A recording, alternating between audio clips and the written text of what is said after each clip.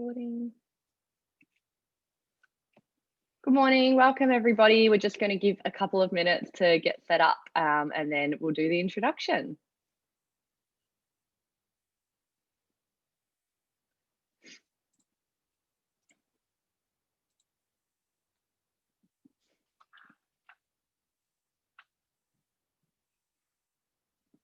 Great. I can see lots of people coming in. Feel free to tell us in the chat where you're calling in from or joining us from this morning.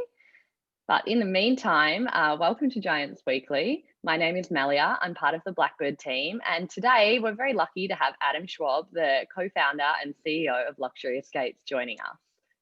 So for those who aren't familiar with Luxury Escapes, it's one of the world's fastest growing online travel sites with more than 3 million members across 27 countries.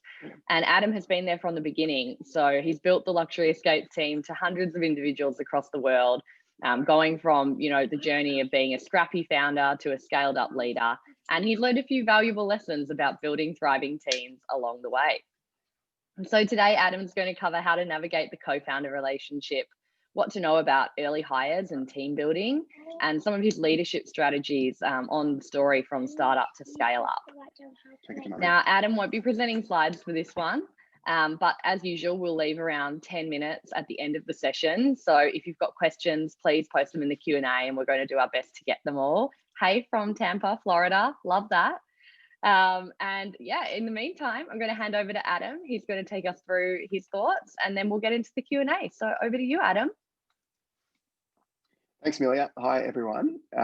So I know we're relatively tight for time. So what I thought I'd do is go through an abridged version of the founder story, which covers a lot of what Amelia talked about in the notes, and hopefully inspires some questions and thoughts. So I'll go straight into it. Actually, our story starts back in 2004. So a bit before probably a lot of you guys got involved in the sector, and really there wasn't much of a sector back then. So back then I was a second-year lawyer at a firm called Freehills, now Herbert Smith Freehills, and my great mate from school, a guy called Jeremy Same, was a banker at ANZ Investment Bank. And we both wanted, especially Jeremy, wanted to do something for ourselves, and I wanted to do something for myself, and we were looking around for stuff to do. And back then, just remember, this is before, well, the internet was around, but certainly before social networking and internet advertising and all that kind of stuff. So it was a very different environment. There was certainly no VCs in Australia anyway. There was probably a handful in VCs in Silicon Valley, but there was no VC community in Australia. There was no incubator community. There was nothing like that. So we were working professional jobs, and also back then the difference was, now it's actually quite cool to be a founder. Back then it wasn't cool at all. It was almost the opposite. The entrepreneur was Alan Bond and Christian Skase back then, but that didn't bother us. We always are a bit contrary. So we were just looking around for businesses and stuff to do, and we're pretty happy in our jobs, but wanted to do something for ourselves, and came across this. I had friends over from Scotland, and they were staying in this really terrible. A little visitor. Thanks, William. I had some friends over from Scotland at the time, and they were staying in a really terrible apartment in a street called Grey Street in St Kilda, which for those of you in Victoria know is where all the prostitutes are, and for those of you who are not in Victoria now, you know. So I was looking at this apartment, and I had these two friends from Scotland, this 21-year-old sort of young girls from Scotland. I was 22 or 23 at the time. And they were staying in this hobble of an apartment, and we looked around, and there was these two girls, and there was another couple, and there was a guy who looked like a paedophile in there. And I asked the girls, I said, how much are you paying for this room? I said, I'll pay $150 each. And I did some really quick sums, 5 times 150, 750, and rent would have been $300. And I thought, well, somebody's making a bunch of money from this, and they're not doing a really good job of it. And I'm sort of trying to find this is our first product. So back in the days when we didn't know what product was, didn't know what product market fit was, didn't know what economics was, but we had a basic idea of sort of supply and demand. I thought, well, someone's putting these really dodgy apartments together. There's clearly demand from sort of high-end backpackers. Why can't we do the same? Bear in mind, we still lived at home at the time, so I didn't really know how to set up an apartment, but we thought, how hard could it be? So we found an apartment, still working our professional jobs, and really just set it up. And it was our first ever business. And me and Jeremy have complementary skills. So Jez is a great visionary and ideas man, not so much an operator, but he'll sort of see things and sort of, we're both kind of run through brick wall kind of people, but Jeremy probably even more so than me to an extent. So we thought just give it a crack, and we rented the apartment. We were a little bit evasive in the answers we gave because we never rented an apartment before. So and the landlord wouldn't really want us sort of renting an apartment to backpackers. So we weren't fully clear, but we didn't lie. But I'll tell you, when you're starting a business, you've got to push the boundaries to an extent. So we furnished the apartment. This was a challenge number one, and business is just a series, and this is through all our business careers. We went from sort of that business to Luxury Escapes, which has approaching $500 million in TTV. Business is a series of challenges, and what we've just learned is you've got to overcome challenges, really solve problems really quickly, and be willing to pivot and i.e. admit you're wrong and do something new really quickly. So we back to this. So we started this apartment. I went around, literally got my dad's trailer. My dad was a builder. Put my dad's trailer, drove it around to all parts of Melbourne, bought a bunch of cheap furniture, spent $2,000 fitting out and furnishing this apartment with all secondhand stuff. And we literally had to, our big challenge, this is a challenge for every founder, is getting customers. So as my great friend Scott Galloway says, the key to any business is revenue. If you don't have revenue, you've got no business. It doesn't matter how good your product is, or how good the tech is, or how good anything is. Unless you have revenue, you've got no business. So the challenge for us was, how do we get revenue? So what we thought was, well, let's go to where the customers are. And this is, again, pre-internet, pre-handheld internet, but there was something called internet cafes, which most people probably wouldn't know about now, or wouldn't go to now.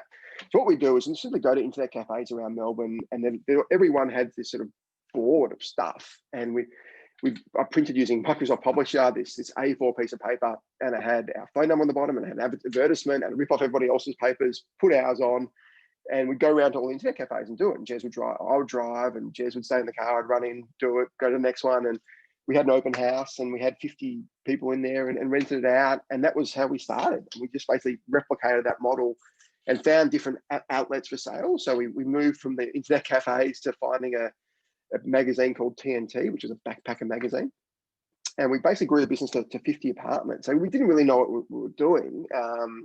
We just found a way, and we had, and like in every business, just constant problems. And one of the problems we had, a problem we never expected, was we suddenly discovered there was this thing called bed bugs. And I'd never really been to hostels. I didn't really know what they were. But suddenly started getting these calls from tenants and people saying, well, we've got these bites. And we quickly went on the internet and saw, shit, these guys have bed bugs. So we thought, well, how do you resolve bed bugs? And one way, so what used to happen is you use this chemical called DDT and we'll just kill them. And they made DDT illegal, sadly. So these bed bugs, people just get it in Queensland, they bring it to Victoria. These bed bugs are rife. So what we tried to solve this bed bug problem. We don't want to pay $1,000 to do a fumigate because we didn't have the money to do it. Would have bankrupted us. So we just tried to find solutions, and Jez was scouring the internet, and Jez discovered that heat kills bed bugs. So we thought, well, if heat kills bed bugs and our apartments are in these big sort of buildings, and a lot of these buildings had saunas. So I thought, why don't we get the beds and we'll put them in the sauna, and maybe that'll kill it. So we put the beds, we found these big plastic sheets, put the bed, took them down the in the lift, put them in the sauna, shut the door of the sauna, shoved it in so you couldn't actually get in, and then just shut the door and had a swim for 2 hours. I thought, well, that might kill it. And all these people going up to the sauna trying to get in, couldn't get in because of bed bug-ridden beds in there. Turns out didn't work. But anyway, that was sort of trial number one. Eventually kept iterating, bought this steam cleaner, and the bed bugs would then fly in our face, and that worked, but it was too much hassle. Eventually we found this really great sort of guy who could kill them, and we still use them to this day. Not that we really have that business much anymore and get them much, but we just eventually solved the problem through trial and error. That's sort of been the story of our career. So we went from being super unglamorous, selling backpacker apartments and clearing bed bugs, to selling 6-star hotels in Monaco. So we've sort of gone the full gambit, but ultimately the principles of business are the same. The principles of us working together has been the same over 16 years. So we had that backpacker apartments business, but realized there was inherent problems with that business. And A, it wasn't very scalable, and B, we had a real supply issue, and that the agents and the owners who were giving us those apartments started not wanting to rent to people who rented to backpackers. And this was as the rental market tightened. So we did our first big pivot, and that was a pivot to corporate apartments. So we did essentially the same thing, but for corporates. And we actually still have that business 15 years on. And it's we've downsized it a bit because it's become a bit less relevant compared to other ones, but we still have it, and it still goes, and it still makes a little bit of money. But that was our pivot number one. And then sort of pivot number two was we started buying property. So we didn't have much capital. So what we do is we rent the property, we furnish it, and we make a bit more money, and then do another one. Eventually got to about 50 apartments. And then we realized we saw the rental market really tightening, and we saw rents going up. So we thought, well, and whilst we're not massive fans of leverage, we thought, well, there's probably a chance. This is just pre-GFC. We borrowed at 95% leverage and ended up buying 6 apartments. And this is 6 or 7 or 8.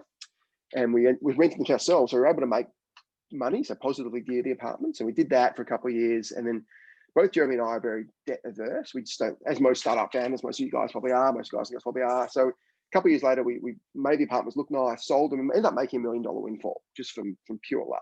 So we had this apartments business going and making some money.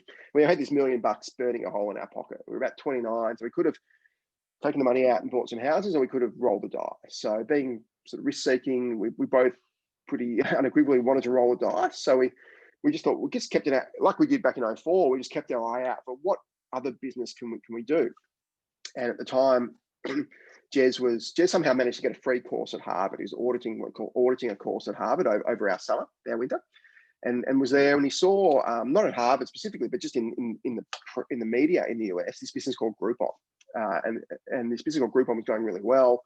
And he said, actually, let me backtrack a few months. I was in the UK and I saw this business called Top Table, which is kind of like what Eat Club is now. If you guys are familiar with Eat Club, this is about 10 years pre-Eat Club. I thought this is a really good business model. It was last minute discounts and bookability for restaurants. So despite not having any idea in e-commerce, or we'd had a dumb website for our apartments because we'd never done an e-commerce business ever. We didn't know how to market, we didn't know how to create a website, didn't know anything really. I said to Jez, why don't we look at doing this restaurant ordering business? It's a bit like an online version of the entertainment book, but better. And again, we didn't know about anything about economics or any of that stuff, but it sounded like a good idea. And it's something I use and I thought people would use. So, and part of obviously being a founder is being able to understand what customers want, often before customers themselves tell you. That's Steve Jobs' famous line. So we started doing this restaurant booking thing, but that involved building up a marketplace of probably 700 restaurants. So we were doing that, and then Jez saw this Groupon thing, and Jez goes, "Oh, look at this Groupon thing."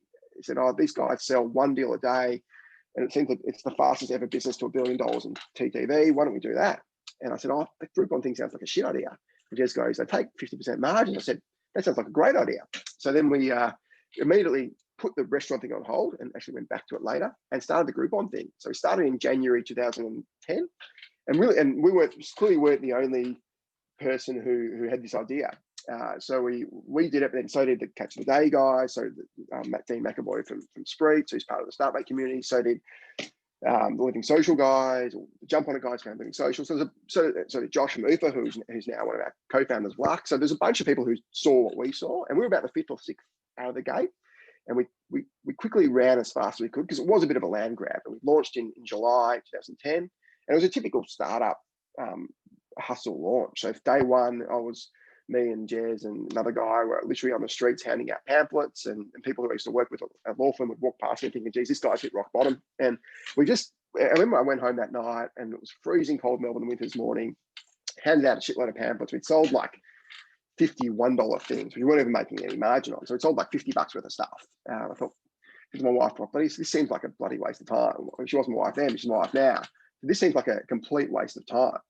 So she goes, we were reading the Warren Buffett book at the time. She goes, it's like a snowball, it'll grow. And I always remember that because it has grown. And now I've got 3 million customers, and it's grown from being laughed at in the street to having being a pretty good business. But it's hard to think at the time what it can become. And if things grow, if you get the foundations right and do the right stuff, we learned that those skills you learn in sort of the early days really do carry forward.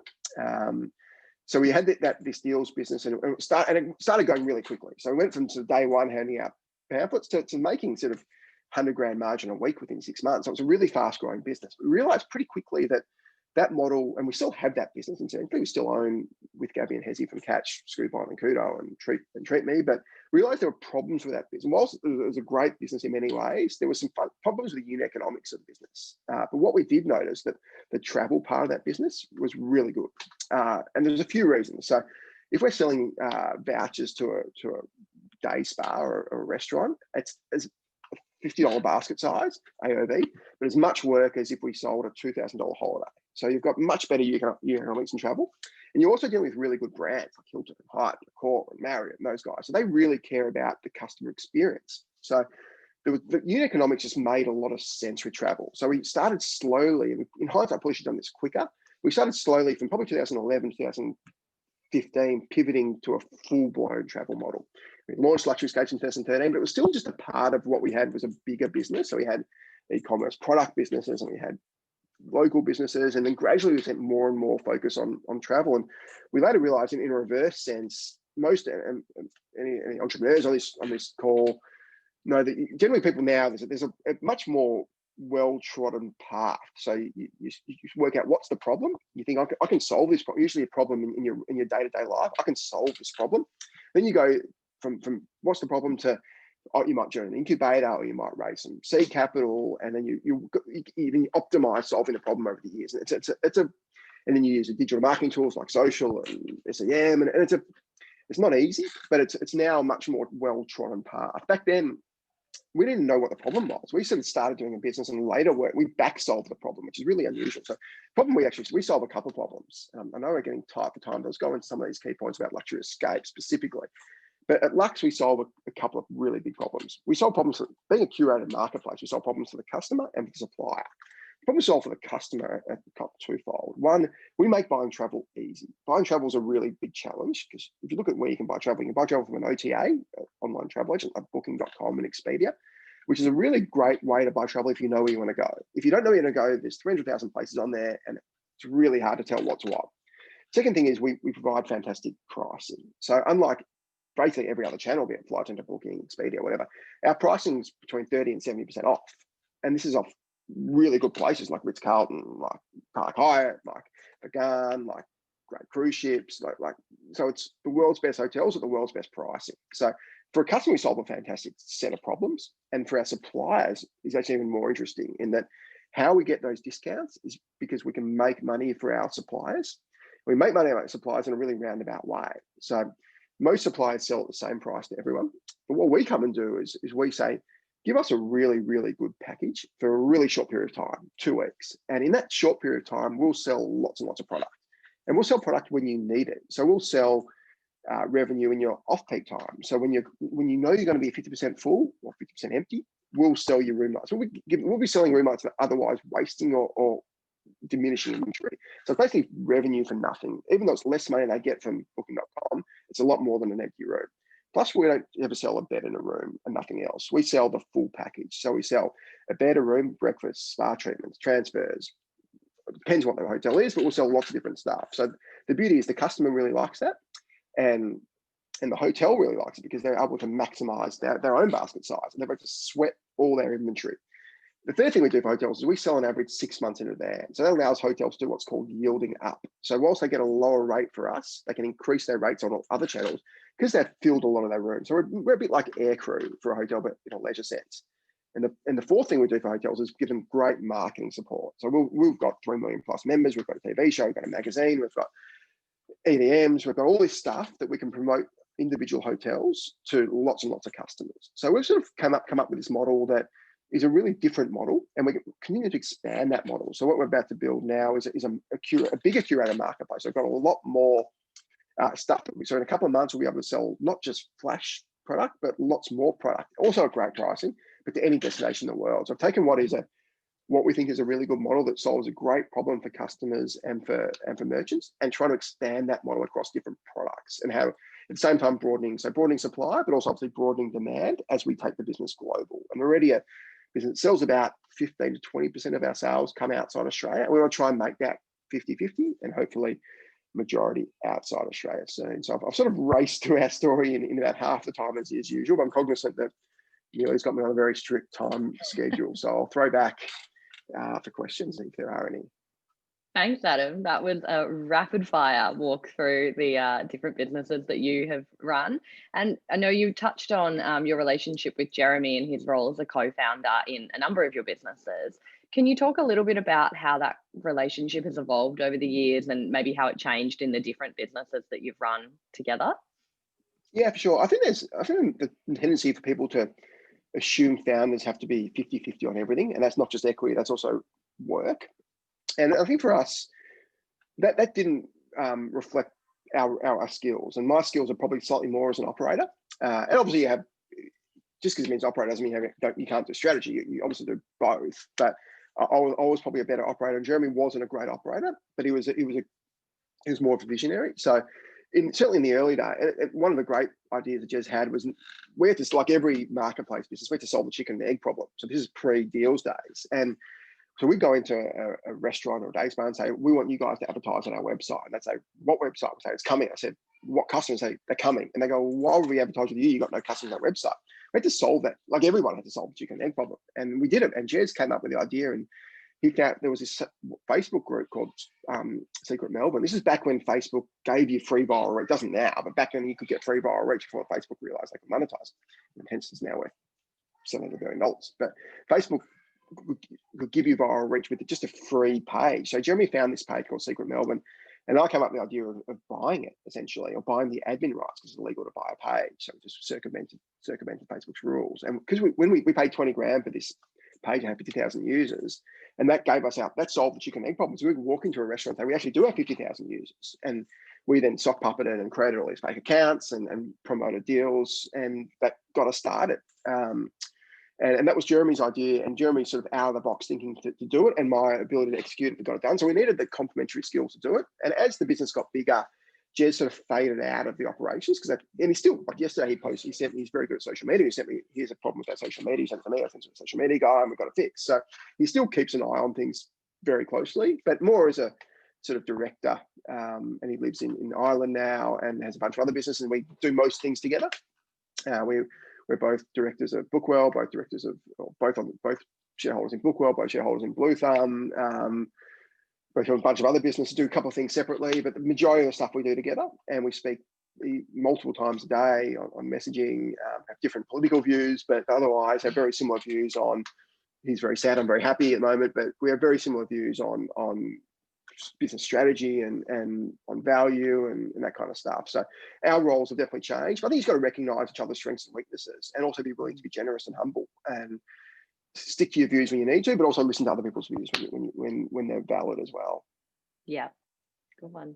Just a reminder, guys, when you've got questions, put them into the Q&A function rather than the chat. That's where we'll be answering them. So question, did you always go into each business looking to try and bootstrap, or did you go for outside investment early on? Good question. Lux has been bootstrapped from day one. I think we're one of the bigger Australian bootstrap businesses ever. That was partly out of necessity, because A, we just never went up to raise, and B, we didn't know how to raise back then, and C, the business wasn't overly glamorous back then. So we sort of, and then we got to scale, it became glamorous, and we didn't really want the cash. So, but now Lux has always been bootstrapped for sure. Other businesses, absolutely not. So Bookwell, which is a business I've been exec chairing, which is Australia's largest beauty booking business. It's going really well at the moment, as of the last week since everything opened again. That we've raised capital a bunch of times. I raised a couple $1 million last year for it, and because it's a much more of a pure marketplace and a SaaS business, we've had to build SaaS and marketplace. It's impossible to do that bootstrapping. So at Lux, we've had, and pre-Lux, we had the advantage of being a negative working capital business. So our customers pay us before we pay our clients. And also it wasn't a huge tech build. It was a tech build, but it wasn't a 2-year tech build or anything. It was not a deep tech business. So we were able to bootstrap Lux. Blue Thumb, we were a seed into, so that's our capital. It's an unusual business that can be bootstrapped the whole way. You need a lot of luck. You need the right business model. You need the right timing. I think the question is not sort of, if you can bootstrap, absolutely bootstrap. But for most people, don't have that luxury. It's a question of, can you raise the right valuation? Not too high, not too low. Can you get the right investors in, which is really critical? You don't want a bunch of pricks who rip you off, giving terrible prefs, all that kind of stuff. So often you've got to raise. You've got to be realistic, right? You can't create a marketplace you can't create a SaaS business without raising. So you've got to raising the right people at the right time. Yeah. At what point in the process of building your business do you plan your equity? So somebody in the Q&A is in the visioning and research stage, so really, really early on, and they don't really know what the final structure, product or equity might end up being. Any advice for them?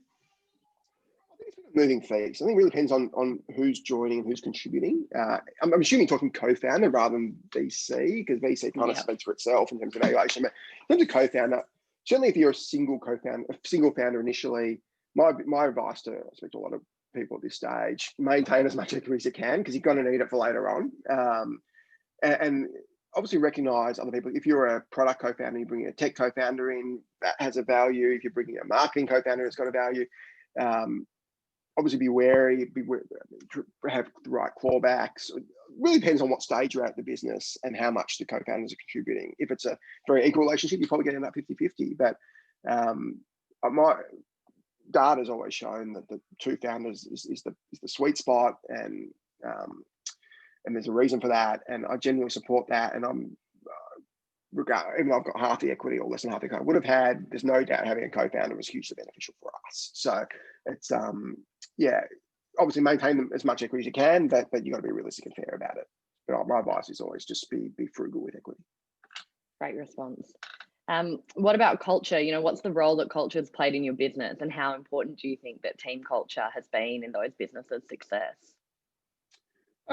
It's hard. I'm a bit biased. It's hard for me to answer that one, but I think ultimately, culture eats strategy for breakfast, they say. So it's clearly pretty important. And this goes to the pivoting point. If you've got the right culture and the right people, you can pivot your business multiple times and continue to say, even the great Amazon continues to pivot, Netflix continues to pivot. The great business, Microsoft pivoted famously in the cloud and created $1 billion. So they're $1 trillion, I should say. So you've got to keep pivoting. And ultimately, a pivot is just admitting you're wrong and doing something new, but having the same team to do it. So having the right culture, to me, culture is having people who really want to come to work and who are really good.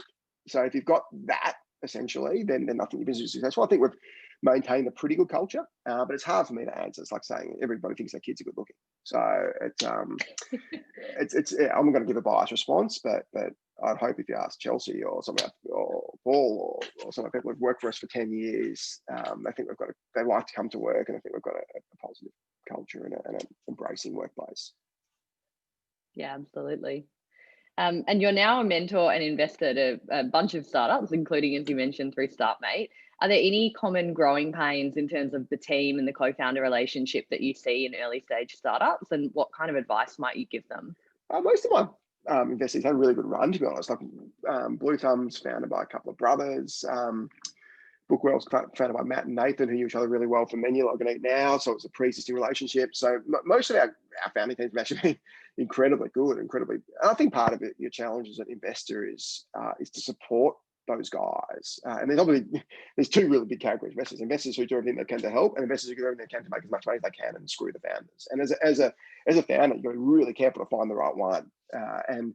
And often it's hard. And sometimes investors in the bad category of wolf in sheep's clothing. And we've had a couple over the journey, and you spend a lot of effort and time dealing with those people. So I think I guess as founder, it's almost important to choose the right investor as the right founders. They become co-founders in a way with equity. But yeah, I think it's a founding relationship like a marriage in many ways. You've got to be willing to compromise constantly. You've got to be willing to be as positive as you can, and ultimately, if something goes wrong, not take it out on the co-founder, because ultimately you're stuck in the relationship. And how do you move on? I think if you can maintain a great co-founding relationship, and same people who maintain great marriages and great relationships, there's a skill to maintaining a relationship, whether it's a business relationship or a personal relationship. So I think that the advice you give on one is very similar to the other. Yeah. We're nearly out of time, but I've just got a couple more questions. We've got a lot coming through the QA. During the early stages of team building, do you consciously try to address the question of diversity or equity and inclusion? Is that something that you've considered, or has that maybe changed over time? I think we've tried. We've actually previously had a incredibly diverse team. We're probably a bit less diverse now than we had been. It's just my sort of thinking is we try and get the best person for the role. Sometimes we'll try and be overtly diverse. So obviously there's, for example, if male and a female go for the same role and they're exactly the same, we'd probably err towards the female, to be honest, just because it's just for that reason. But ultimately, if someone was a superstar and someone wasn't, we'd always go for the superstar regardless of other things. But we try and see when others zag. So I've always loved hiring single mums, for example, because I know that they're likely more gritty, even though other people might not. So we tend to try and be contrary. So we don't have a necessarily a full diversity mindset, but we try and be as open-minded as possible, and simply look for the best person for the job. And especially if other people are sort of turn away from certain subsets for bias reasons, we'll try and embrace that if we can. Yeah. All right, final question. I know we're just on time, so we'll keep this one short, but question around strong technology background with you and your co-founder, given that you had, the law and banking background. How did you plug the tech expertise gap when you started that business? Yeah, good question. We struggled for a number of years. So our original developer, we got lucky very initially because we had a great developer who was just a unicorn, could do tech, could do dev, could do product. He's based in Israel, and he did our first couple of sites for us. He was a one-man band, so he couldn't scale a 500-person business. So we then went to a sort of Vietnamese team who were pretty good. Then went to a Ukrainian team. We just learned along the way, to be honest. Like, I've got a product, essentially self-taught product background, but not a developer. And it's just a lot of trial and error, and just hoping you get the right person. Eventually, you get the right team, and when you got it, you know it. It's a bit like Louis, the Supreme Court in the US's definition of porn. I know it when I see it. It's same. I know a great developer. You know a great developer when you see it. You know a great product person when you see it. And ultimately, it's a matter of just living through it. And ultimately, if you're not a tech person, same as being a mechanic. If you're not a mechanic, you'll never be able to fix a car. I'll never be able to write code. I understand how product needs to work and what we need to get to, but ultimately, you've got to be able to get the right people, and eventually you'll know it when you see it. That's great. Thank you, Adam. That's all the time we have with you today. But on behalf of Blackbird and everybody here on the call, thanks so much for sharing your advice. Now, as usual, we'll share the recording and our takeaways with everyone later today. And join us next week for a session with Nicole Liu, founder of Kin Fertility, on Growth Marketing 101. So thanks again, Adam, and see everyone next week. Thanks, Bill. Thanks.